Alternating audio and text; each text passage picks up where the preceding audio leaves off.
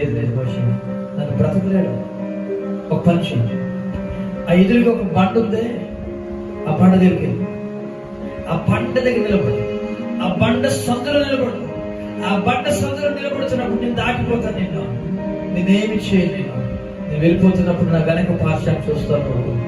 సరే, మోషే మెల్లగా వెళ్తున్నాడు. ఆయన స్వరూపాన్ని చూడాలనుకున్నాడు, దేవుడు కప్పివేశాడు, బండ సందుల్లో కప్పివేశాడు. ఆ బండ ఎవరు తెలుసా? ప్రభువైన యేసుక్రీస్తు యొక్క బండ. మనము క్రీస్తు ద్వారా మాత్రమే దేవుని యొక్క ప్రసన్నత ఎరగగలము, దేవుని యొక్క ప్రసన్నత మనము పొందుకోగలము. ఆ బండలో నిలబడుతున్నాము మనము. బండ సందులో ఎగిరే పౌరమా, పరమగీతంలో మాట్లాడాడు. హల్లెలూయా.